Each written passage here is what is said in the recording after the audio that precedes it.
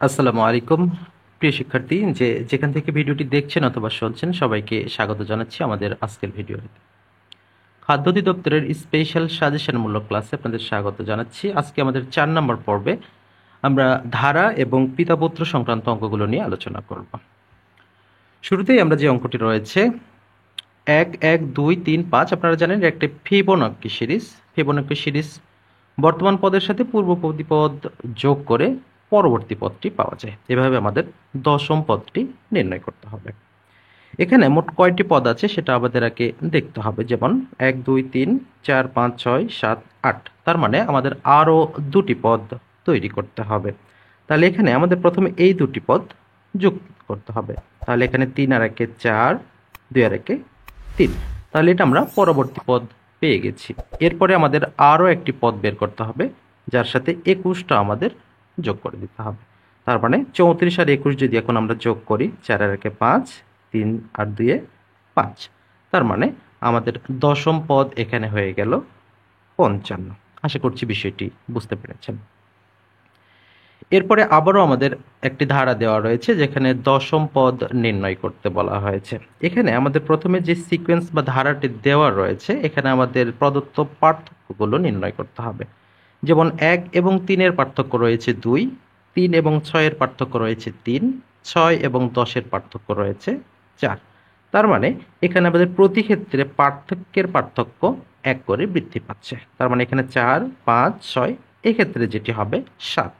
তার মানে 21-এর সাথে আমরা 7 যুক্ত করব, সেক্ষেত্রে হবে কত? 28। 28-এর সাথে আবার আমরা 8 যুক্ত করব, তখন কত হবে? 36। তাহলে আমাদের মোট কয়টি পদ হলো? 1, 2, 3, 4, 5, 6, 7, 8। আমাদের আরও দুটি প্রয়োজন। তাহলে এবারে 36-এর সাথে আমাদের কত যোগ করতে হবে? 36-এর সাথে 9 যোগ করব, তাহলে এখানে আমাদের কত হয়ে যাবে? 45 হবে। আবার 45-এর সাথে আমরা যোগ করব কত? 10, তাহলে কত হলো? 55। আমাদের এবারে কিন্তু রাইট অ্যান্সারটা আবারও হয়ে গেল 55। আশা করছি বিষয়টি বুঝতে পেরেছেন। সুপ্রিয় শিক্ষার্থী, আপনাদের জ্ঞাতার্থে জানিয়ে রাখি, খাদ্য অধিদপ্তর সহ সকল ধরনের চাকরি প্রস্তুতির জন্য আমাদের স্পেশাল একটি পিডিএফ শিট তৈরি করা হয়েছে। আমাদের ডেসক্রিপশন বক্সে বিস্তারিত নিয়ম দেওয়া থাকবে। আপনারা চাইলে নিয়ম মেনে খুব সহজেই কিন্তু আপনাদের কাঙ্ক্ষিত গুরুত্বপূর্ণ প্রশ্ন সম্বলিত সাজেশন পিডিএফ শিটটি সংগ্রহ করতে পারবেন। দুটি সন্নিহিত কোণের সমষ্টি 2 সমকোণ হলে একটি অপরটিকে কি বলে? আমি প্রাইমারির ক্লাসগুলোতে খুব সুন্দর করে এই কোণ সংক্রান্তগুলো বিষয় বুঝিয়েছিলাম। যখন 2 সমকোণ কথাটা উল্লেখ থাকবে তখন এটি কি হয়ে যাবে? 2 সমকোণ অর্থে এটি একটি সরল কোণ হয়ে যাবে, অর্থাৎ 180 ডিগ্রি। কিন্তু কথা হলো এখানে বলা রয়েছে একটিকে অপরটির কি বলে। যখন 2 সমকোণ থাকবে, 2 সমকোণ হলে এইভাবে একটিকে অপরটির কি বলা হবে? এটাকে বলা হবে একটিকে অপরটির সম্পূরক কোণ। যদি বলা হতো 90 ডিগ্রির একটি কোণকে আরেকটি কোণের কি বলে? একটিকে অপরটির পূরক কোণ বলে। এখানে মজার বিষয় কিভাবে মনে রাখবেন এটা একটু কিন্তু গুরুত্বপূর্ণ বিষয়। সম্পূরক বানানটা একটু খেয়াল করবেন। সম্পূরক বানানটা বড়, তার মানে এটি 180-র সাথে সম্পর্ক থাকবে। পূরক বানান ছোট, এটি 90 ডিগ্রির সাথে সম্পর্ক থাকবে। আশা করছি বিষয়টি বুঝতে পেরেছেন। তার মানে এখানে আমরা দুটি সন্নিহিত কোণের সমষ্টি 2 সমকোণ হলে একটিকে অপরটির কি বলতে পারি? সম্পূরক কোণ বলতে পারি। এরপরে আমাদের 4 নম্বরে যেটা রয়েছে 1, 3, 6, 10, 15, 21, এটি আমাদের 2 নম্বরের ছিল, এটি অ্যান্সারটা 55 হবে। পিতা মাতার বয়সের গড় 45 বছর। তাহলে পিতা পুত্র বা গড়ের যে কোনো অঙ্কের ক্ষেত্রে যখন গড় দেওয়া থাকবে সাথেই সেখানে মোট বের করে নিতে হবে। তাহলে এখানে পিতা ও মাতার বয়সের গড় যদি 45 হয় তাহলে মোট বয়স কত হবে? মোট বয়স হবে 90 বছর। এরপরে পিতা মাতা ও এক পুত্রের বয়সের গড় 36। তার মানে 36 থেকে আবার আমরা মোট বের করে নেব। তার মানে 36 গুণন 3, 3 6 18, 3 3 9 রেখে 10। এবারে এই 90 এখান থেকে বিয়োগ করব, তাহলে এখানে কত হলো? 18 হলো। তাহলে এই 18 বছরে হচ্ছে পুত্রের বয়স। এক ব্যক্তি তার স্ত্রীর চেয়ে 5 বছরের বড়। তার স্ত্রীর বয়স ছেলের বয়সের 4 গুণ। তাহলে 5 বছর পরে ছেলের বয়স 12 বছর হলে বর্তমান ওই ব্যক্তির বয়স কত? তাহলে এখানে আমরা কিভাবে করতে পারি, 5 বছর পরে ছেলের বয়স কত হবে, 12 বছর হবে। তার মানে বর্তমান বয়স কত, আমরা 12 থেকে 5 বিয়োগ করলে কত পাবো, 7 বছর পাবো। এরপরে আমরা যেটা রয়েছে, তাহলে স্ত্রীর বয়স কত হবে, ছেলের বয়সের 4 গুণ, তাহলে 4 × 7, 4 × 7 = 28। এই 28 বছর হচ্ছে কার বয়স, স্ত্রীর বয়স। এই স্ত্রীর চেয়েও 5 বছরের বড় সেই ব্যক্তি, তার মানে আমরা যদি এর সাথে আবার 5 যোগ করি তাহলে 8 × 5 = 13, অর্থাৎ 33 বছর হয়ে যাচ্ছে ব্যক্তিটির বয়স। আশা করছি বিষয়টি বুঝতে পেরেছেন। প্রিয় শিক্ষার্থী, আমাদের আবারও ধারা থেকে একটি অঙ্ক রয়েছে, এটি আপনাদের জন্য একটি কাজ থাকবে। আপনারা অবশ্যই আপনাদের মূল্যবান উত্তরটুকু আমাদের ভিডিওর কমেন্ট সেকশনে কমেন্টে জানিয়ে দেবেন। পরবর্তীতে রয়েছে নৌকা ও স্রোতের বেগ ঘন্টায় 10 এবং 5 কিলোমিটার, নদীপথে 45 কিলোমিটার দীর্ঘ পথ অতিক্রম করে ফিরে আসতে কত ঘন্টা সময় লাগবে। এখানে আপনাদের যে জিনিসটা করতে হবে, যেহেতু আমাদের এমসিকিউ পদ্ধতিতে আমরা খুব দ্রুত অঙ্কগুলো সমাধান করার চেষ্টা করতে হবে, তাহলে আপনার x+y এবং x-y ফর্মুলাটা আপনারা ব্যবহার করতে পারবেন। তাহলে যখন অনুকূলে যাবে তখন স্রোত এবং নৌকার বেগ যোগ হবে, তার মানে x+y 10 + 5 অর্থাৎ 10 + 15, এখানে 10 + 5 এখানে হবে 15, আর এখানে 10 - 5 এখানে হবে 5। এবারে আমাদের মোট দূরত্ব কত কিলোমিটার, 45 কিলোমিটার। তাহলে এখন আমরা এখানে 45 দিয়ে ভাগ করব 15, তাহলে কত হবে 3। আবার যদি 45 দিয়ে 5 ভাগ করি তাহলে কত হবে 9, 5 × 9 = 45। তাহলে এই যে আমার মোট অতিক্রান্ত সময় কত হলো, 9 × 3 = 12 ঘন্টা। তার মানে এখানে সঠিক উত্তরটি হবে যাতায়াতে মোট সময় প্রয়োজন পড়বে 12 ঘন্টা। এরপরে রয়েছে পিতার বর্তমান বয়স পুত্রের বয়সের 4 গুণ। এটা একটা শর্ত।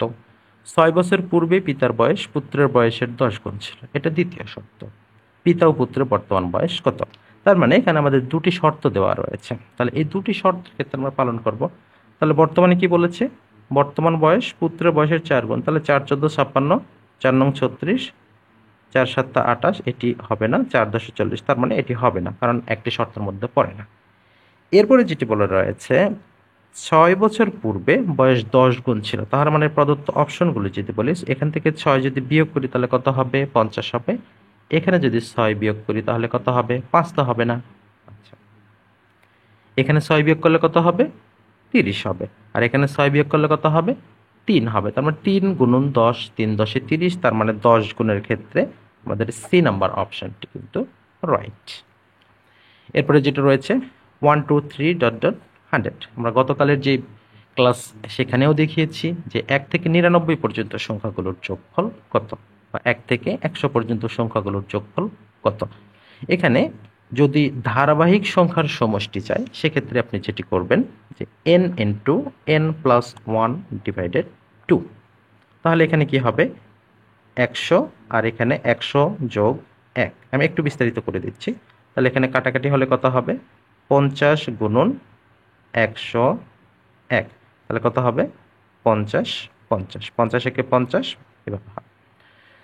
তাহলে এখানে 50-50, এটাই হচ্ছে আমাদের রাইট অ্যান্সার। তবে এখানে মুখস্থ বিদ্যা হিসেবে যদি আপনারা ধরে রাখেন 1 থেকে 100 পর্যন্ত হলে হবে 50-50, এবং 99 পর্যন্ত হলে হবে 49-50, অর্থাৎ 49-50। এর পরবর্তীতে আমাদের রয়েছে 3 7 15 31 63 ধারাটির পরবর্তী সংখ্যা কত। তাহলে এখানে আমাদের সিরিজের মধ্যে একজনের সাথে আরেকজনের সম্পর্কটা বের করতে হবে। 3 7-এর পার্থক্যটা 4, এখানে 8, এখানে 16, এখানে 32, তার মানে নিশ্চয়ই পরবর্তীটা 64 হবে। তাহলে এখানে আমরা যদি 32 করি তাহলে 32 2 আর 1 3, 3 3 6, তার মানে 32 পরেরটা 64 হবে। তাহলে 4 3 7, 6 6 12, তার মানে কত হলো 127, অর্থাৎ পরবর্তী সংখ্যাটি হচ্ছে 127।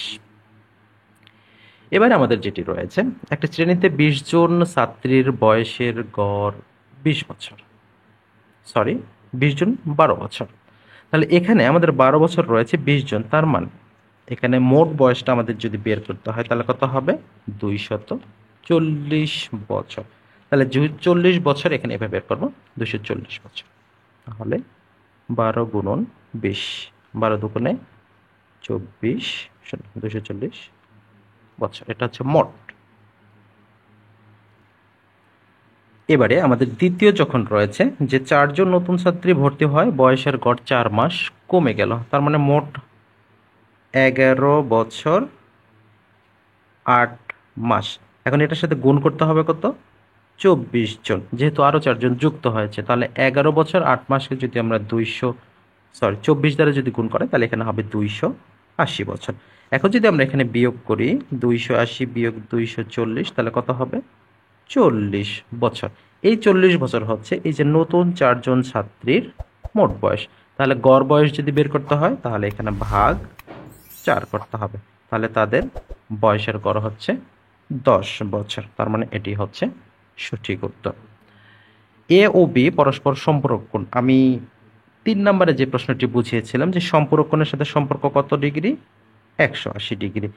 তার মানে এখানে বলা আছে এ ও বি পরস্পর সম্পূরক কোণ। এ কোণ যদি 120 ডিগ্রি হয়, বি কোণ কত?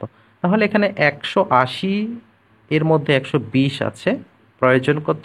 60 ডিগ্রি। তার মানে 60 ডিগ্রিটাই হচ্ছে আমাদের সঠিক উত্তর। স্রোতের প্রতিকূলে যেতে যে সময় লাগে, অনুকূলে যেতে তার অর্ধেক সময় লাগে। যাতায়াত যদি 12 ঘন্টা সময় লাগে, তাহলে স্রোতের অনুকূলে যেতে মোট কত সময় লাগবে? এই একই অঙ্ক একটুখানি ভিন্নভাবে আসতে পারে। যেমন স্রোতের প্রতিকূলে যেতে যে সময় লাগবে, অনুকূলে তার অর্ধেক সময় লাগবে, এটাই স্বাভাবিক। তবে অঙ্ক সাধারণত যেভাবে দেওয়া হয়ে থাকে, স্রোতের অনুকূলে যেতে যা সময় লাগে, প্রতিকূলে যেতে তার দ্বিগুণ সময় লাগে। দুটো কিন্তু একই ধরনের কথা। তাহলে আমি যে টেকনিক শিখিয়েছি আপনাদের, এখানে যখন অর্ধেক বা দ্বিগুণ কথাটি উল্লেখ থাকবে, তখন আমাদের যাতায়াতে যে মোট সময়টা দেওয়া থাকবে সেখানে 3 দ্বারা ভাগ করতে হবে। তাহলে 12 ভাগ 3, তাহলে মোট কত ঘন্টা হলো? 4 ঘন্টা। তার মানে অনুকূলে যেতে সময় লাগবে 4 ঘন্টা। তাহলে বাকি সময় 8 ঘন্টা, এটা প্রতিকূলের সময়। খুব সহজেই কিন্তু আমরা এটি নির্ণয় করতে পারলাম। এরপরে রয়েছে ত্রিভুজের যে কোনো 2টি বহিস্থ কোণের সমষ্টি কত হবে? 2টি বহিস্থ কোণের সমষ্টি সর্বদাই 2 সমকোণের চেয়ে বেশি হতে হবে। তার মানে সঠিক উত্তর হবে 2 সমকোণ অপেক্ষা বৃহত্তর। মা থেকে মেয়ে 18 বছরের ছোট, 6 বছর পর তাদের বয়সের সমষ্টি যদি 54 বছর হয়, তাহলে মেয়ের বর্তমান বয়স কত? যেহেতু আমরা মেয়ের বয়স জানি না, সেক্ষেত্রে আমরা ক ধরতে পারি।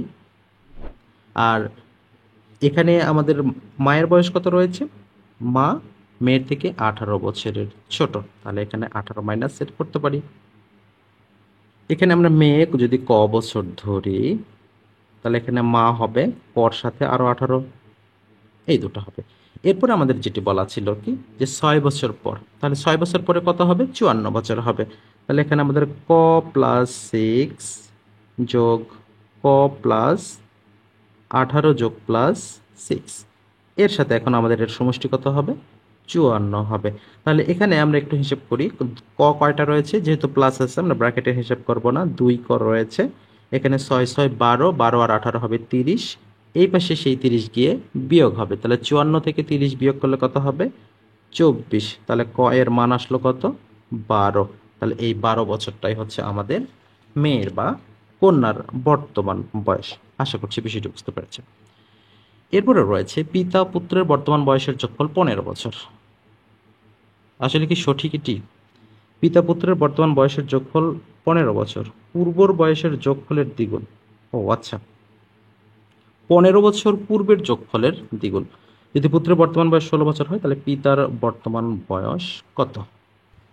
তাহলে এখানে আমরা পিতা পুত্রের বয়সের ক্ষেত্রে আমরা যেখানে পিতার বর্তমান বয়স চেয়েছে, পিতার বর্তমান বয়স আমরা জানি না, সেক্ষেত্রে পিতা হবে এক্স আর পুত্র হবে ওয়াই, আর ওয়াইয়ের মানটা দেওয়া আছে কত?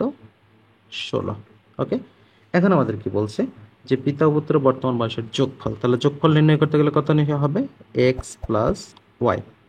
এখানে এখন আমরা যেটা করব, তাহলে এখানে দ্বিগুণ হবে, তাহলে এখানে দ্বিগুণ হলে x plus y minus 15 minus 15।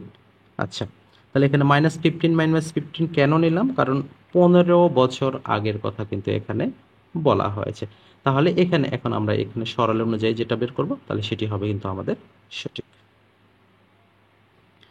তাহলে এখানে আমাদের x plus Y 2x plus 2y, এখানে যদি সরাসরি আমরা বিয়োগ যোগ করি, 15 15 30, 30 দুগুণে 60 মাইনাস 60।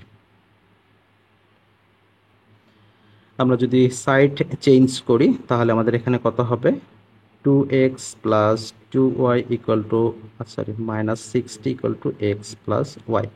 তাহলে হবে কি x plus y equal to 60, কারণ এই -60টা এই পাশে পার হয়ে আসবে। তাহলে এখানে এক্স এর মান কত হবে, 60 মাইনাস ওয়াই, ওয়াই এর মান আমরা জানি কত, 16 বছর। তাহলে এখানে 60 মাইনাস 16, তাহলে এক্স এর মানটা বের হলো কত, 44 মানে 44 বছর। তার মানে পিতার বর্তমান বয়স হবে এখানে 44 বছর।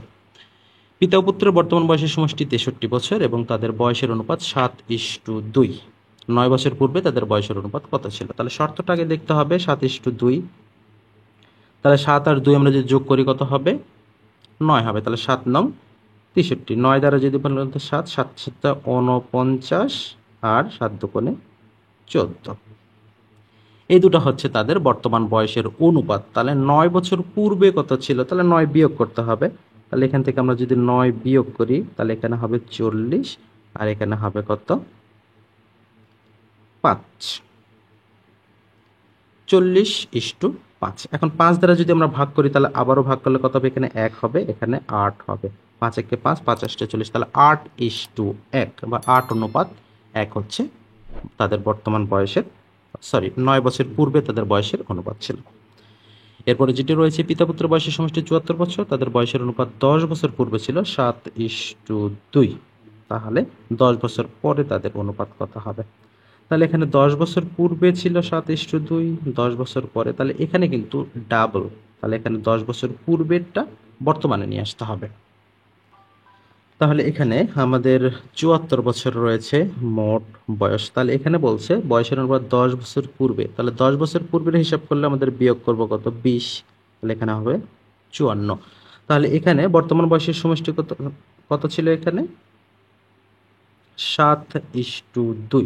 তাহলে 7:2 হিসাবে যদি আমরা 54কে ভাগে 7 2 9, 9 দিয়ে করলে এখানে কত হবে, 6, 6 9 54।